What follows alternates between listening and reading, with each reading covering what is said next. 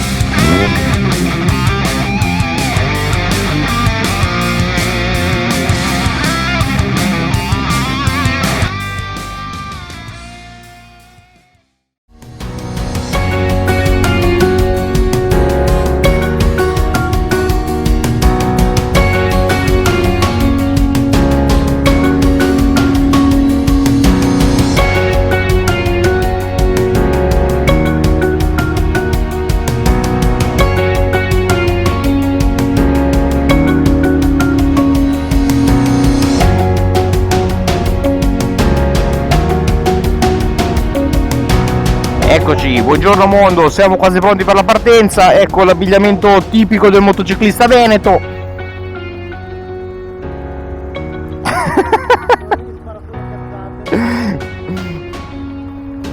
L'abbigliamento tipico del motociclista andino.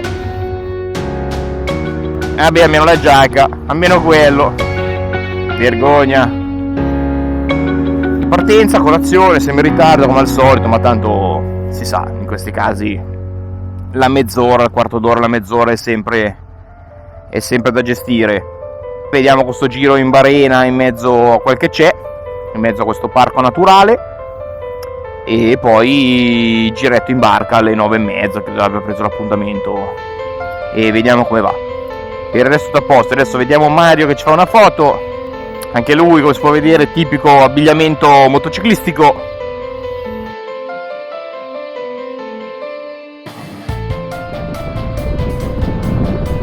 Eccoci, appena partiti, Porto Torre, Porto di Mello, Torre di Mello, non lo so. Insomma, siamo nel pieno della palude del Po, qui, della foce del Po. Giornata stupenda, nel senso che c'è il sole, ma al momento non fa ancora troppo caldo. Adesso ci stiamo dirigendo verso la barena, mi diceva Vasca, dove l'interno del parco, insomma, dove si dovrebbe incontrare un po' di fauna locale. Ecco il mare per la prima volta. Mare, sarà mare? Sì, dai, questo è mare. E questo mi diceva che appunto era ancora Po, Salmastre, insomma c'è un miscuglio di acque più o meno.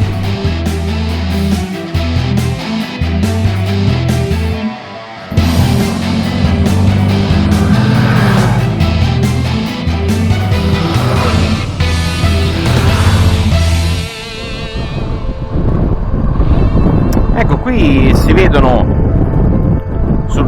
insomma lungo tutto l'argine queste casette più o meno nuove, più o meno di legno, insomma tutte uguali, che sono appunto i puntili per l'attracco delle barchette. È bello l'effetto scenico che crea, perché comunque sono tutti pontili, tutti uguali, tutti di legno, tutti fatti uguali, tutti molto uguali.